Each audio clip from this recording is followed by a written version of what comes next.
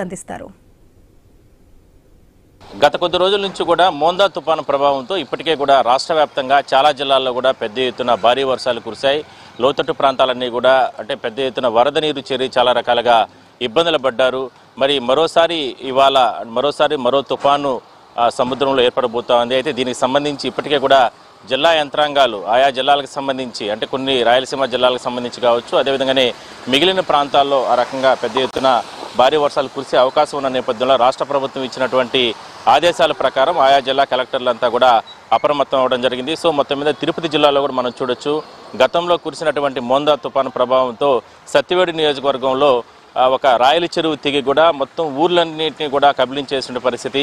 ఒకటే కాకుండా జిల్లా వ్యాప్తంగా కూడా ఒకవైపు స్వర్ణముఖి నది కావచ్చు, మరోవైపు చాలా ప్రాంతాల్లో వాగులు వంకలు అదేవిధంగానే చెరువులు ఇవన్నీ కూడా ఉప్పొంగి ప్రవహించాయి. పట్టణ ప్రాంతాల్లో కూడా అలాంటి పరిస్థితే కొనసాగింది. మరి మనం ప్రస్తుతానికి తిరుపతిలో చూస్తే తిరుపతిలో కూడా ఆ ప్రభావం ఇంకా కూడా కొనసాగుతుంది. గతంలో కురిసినటువంటి అతి భారీ వర్షాలకే లోతట్టు ప్రాంతాలన్నీ కూడా పెద్ద ఎత్తున భారీ వర్షాలు వచ్చి కురిసినటువంటి నేపథ్యంలో పెద్ద ఎత్తున వరద నీరు చేరి నానా రకాలుగా ఇబ్బందులు పడే పరిస్థితి జరిగింది. అయితే తిరుపతిలో ఇక్కడ కూడా ఒకసారి మనం తెలుసుకునే ప్రయత్నం. సార్ ఇక్కడ ఎందుకు సార్ ఇంత పెద్ద ఎత్తున వాటర్ వచ్చి ఇక్కడ స్టోరేజ్ అవుతుంది? గత 30 సంవత్సరాలుగా ఈ వాటరు మన వైకుంఠపురం ఆర్చికాడ్ నుంచి ఈ ఏరియాలో అవిలాల్ చెరువు, మళ్ళా మధ్యకాలం నీళ్లు, అన్ని నీళ్లు ఎక్కడైతే అవిలాల్ చెరువు నీళ్లు అన్ని నీళ్లు ఇదే మారి కడుతున్నారో అటు సైడు కాలువ పోయేదాని వల్ల ఆడ పైన కాలువలోనే ఇల్లు కట్టేశారు. కాబట్టి దాని మొక్క ఎవరు కమిషన్ వచ్చినా ఎమ్మెల్యేలు వచ్చినా ఎవరు వచ్చినా ఆ పని జరగడం లేదు.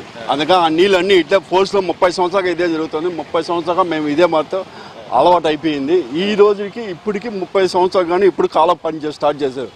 మా షాపులన్నీ క్లోజ్ చేసి మా బతుకు తెరువులు వెళ్ళి గత 25 రోజులుగా షాపులన్నీ. అవును సార్, టోటల్ మనం చూడొచ్చు. అంటే ఇక్కడ పెద్ద ఎత్తున వాటర్ వచ్చి చేరిన కారణంగా ఒకవైపు ఆ కలవ అంటే డ్రైనేజ్ సిస్టమ్ అంతా కూడా మొత్తం కూడా కంప్లీట్గా వర్క్ జరుగుతున్న కారణంగా వాళ్ళ జీవనోపాధి కూడా క్లోజ్ చేయడం జరిగింది. మొత్తం షాప్స్ అన్నింటిని కూడా క్లోజ్ చేసినట్లు వాళ్ళు తీవ్ర ఆవేదన వ్యక్తం చేస్తున్నారు. ఎందుకంటే ఇలాంటి పనులన్నింటినీ కూడా రాత్రి సమయాల్లో చేయాలి. అంటే ఎందుకంటే బాడుగులు కట్టుకొని అంటే ప్రతిరోజు కూడా నానా రకాల ఇబ్బందులు పడుతూ షాపులు నడుపుకుంటున్నటువంటి వీళ్ళకందరికీ కూడా ఇలాంటి పరిస్థితి కొనసాగిందని మనం చెప్పొచ్చు. ఎందుకు ఇంత పెద్దగా ఇక్కడ వాటర్ వచ్చి చేరిపోతుంది? అదే సార్, కొద్దిగా వర్షం పడినా కూడా 5 నిమిషాలు వర్షం పడినా కూడా ఆటోమేటిక్గా ఫ్లోటింగ్ అనేది ఇలాగే వస్తుంది సార్. కాలం అనేది అందుకోసం వీళ్ళు కడుతున్నారు, ఇప్పుడు దానికోసం కడుతున్నారు. దీనికి ఒక 25% వరకు నీళ్లు అనేది కాలువలో వెళ్ళొచ్చు. మిగతా 75% అనేది రోడ్డు మీద వెళ్ళడానికి కారణాలు ఉన్నాయి సార్. దీనికి తగు చర్యలు గవర్నమెంట్ చర్యలు తీసుకోవాలని మేము కోరుకుంటున్నాం సార్. సో మరి కొంతమంది కూడా మనం మాట్లాడించే ప్రయత్నం చేద్దాం. ఇటు సైడ్ చూడొచ్చు, ఒకసారి చూస్తే ఇదంతా కూడా అంటే వాటర్ వస్తే ఇప్పుడు తక్కువ వర్షపాతం ఉంది కాబట్టి ఈ వాటర్ అంతా ఇక్కడ ఉంది. మరి భారీగా వర్షం కురిస్తే ఇళ్ళ లేకంతా కూడా నీళ్ళు వెళ్ళిపోయే పరిస్థితి అయితే ఉంది. మనం చూడొచ్చు అంటే ప్రహరీ గోడకు సంబంధించి కూడా వాటర్ అంతా కూడా ఏ విధంగా ఉందో, ఏ స్థాయిలో అంటే మొత్తం కూడా వాటర్ అంతా కూడా ఇదంతా కూడా వెళ్ళిపోయే అవకాశం అయితే ఉంటుంది. సో మరి కొంతమందితో కూడా మనం మాట్లాడించే ప్రయత్నం చేద్దాం. అసలుకి ఏంటి, ఎందుకు తిరుపతి మహానగరంలో కూడా ఎందుకంటే విశ్వనగరం మనం చెప్తూ ఉంటాం, మరి ఇలాంటి ప్రాంతం కూడా ఎందుకు ఇట్లా ఉందండి?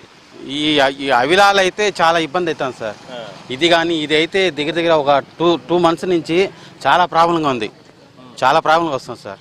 మేమైతే చాలా బాధలు పడుతున్నాం సార్ ఈ ఏరియాలో అయితే. అదే సార్, రోడ్లు అయితే మోకాళ్ళలోతు నీళ్ళు పోవడము, మోకాళ్ళలోతు చాలా ఇది సార్.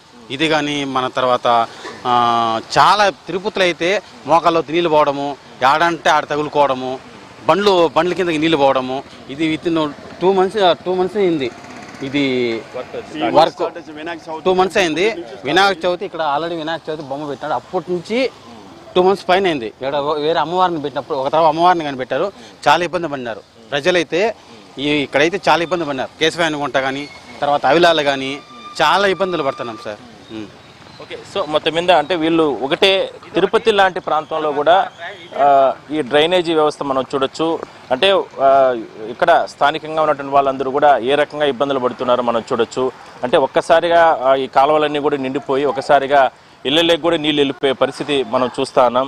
అయితే మరోసారి అంటే మోందా తుఫాను ప్రభావంతోనే ఈ రకమైనటువంటి ఇబ్బందులు కొనసాగితే ఇక తాజాగా మరో తుఫాను వస్తున్న నేపథ్యంలో వీళ్ళ పరిస్థితి చాలా ఇబ్బందికరంగా ఉండే అవకాశం ఉందంటూ కూడా వీళ్ళందరూ కూడా చెప్తున్నారు.